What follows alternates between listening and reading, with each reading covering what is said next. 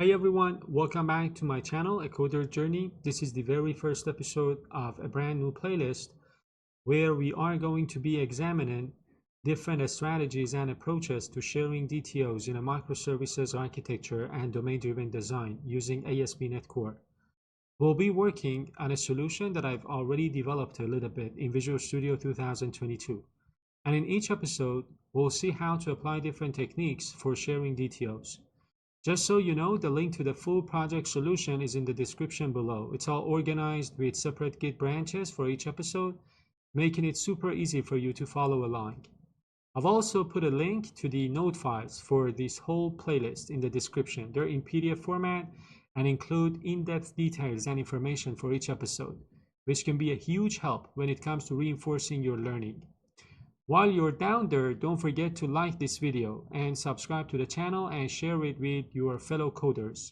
It really helps me out, and if you're feeling extra supportive, you can join my Patreon page to get some cool exclusive perks.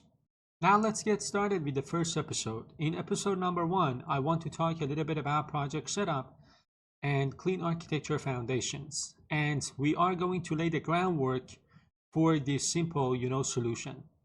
So the goals would be to introduce, the clean architecture structure that I have in this solution, to talk a little bit about the solution and the projects. So right now I've got 2 solution folders, catalog service, as you can see here, and order service. So these are the 2 services that I have. And I want to implement some base domain entities with product and core classes.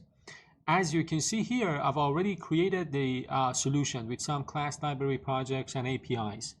So I'm following clean architecture. And if you're interested in really getting into the details of that, I have a whole other playlist on the topic right here on A Coder's Journey that you can check out. All the .NET CLI commands I use to create these projects and the dependencies between them are all included in the node files that I talked about.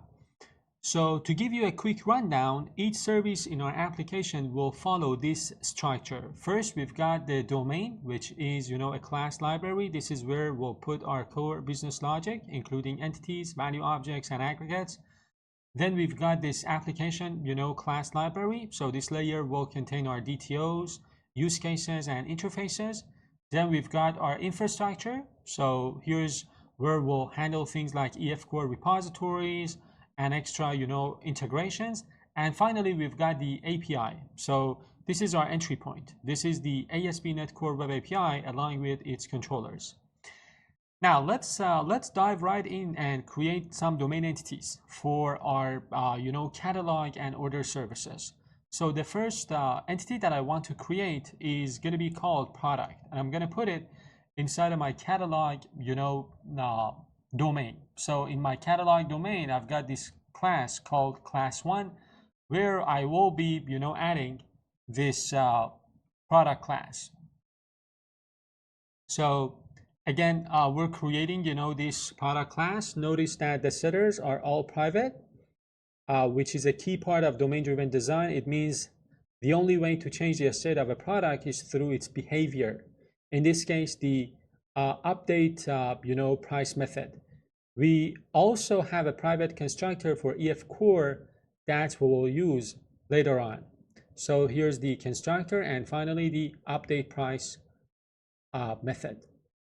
So that concludes the first domain entity. So the next domain entity that I want to add, actually 2 domain entities, are order and ordered item. Let me first do something. I'm going to create this folder called entities here. I'm going to move this. And then I want to adjust the namespace as well. And then I want to also rename the file. So inside of my, order service solution folder in my domain project, I want to create another folder called entities. I'm going to move this code file there, and I want to adjust the namespace for this one. So change namespace to match the folder structure. So we are going to, create two new entities. So order and order item. Let me go ahead and create the order. The order entity is going to be an aggregate root. Again, guys, if you want to know more about these domain-driven concepts, just check out the domain-driven design, playlist that I have on the channel. So when I say order entity is an aggregate root, it means that it controls and manages the lifecycle of the order item entity, which is going to be inside of that aggregate. So we've got, a get total method to calculate the total price, which is a perfect example of a behavior that lives within the domain. This is the first, entity. So domain, the order. Now I am going to create the order item as well. Remember, order is an aggregate, and the entity itself is going to be our aggregate root, right? The entry point to our aggregate. And one of the entities inside of that aggregate is order item. So the order item has some properties like product ID, product name, price, quantity, and a constructor. The private constructor is going to be used by EF Core. And now the public constructor. I'm going to move this file to a separate, this class to a separate code file to keep my solution clean. Now let's move on to the infrastructure layer. For now, we'll just set up our DB context for each service. So inside of the infrastructure projects, I have already created my dependencies on EF Core and EF Core in-memory provider.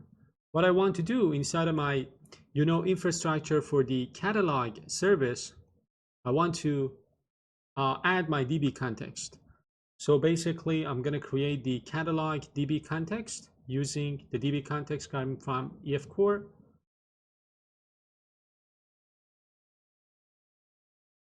And then I am going to do the same thing for the order infrastructure. So this one. So the order DB context is going to use DB context.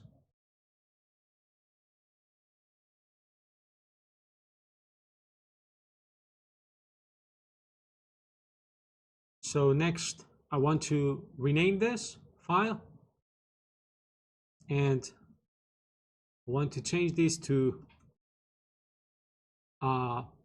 domain.entities.order, and let me change the code file and this one as well. So rename file. So the infrastructure layer is also set up. These are very, straightforward. They're pretty easy to understand. So we're basically creating DB contexts for each service, and we'll use them to connect to our database later on.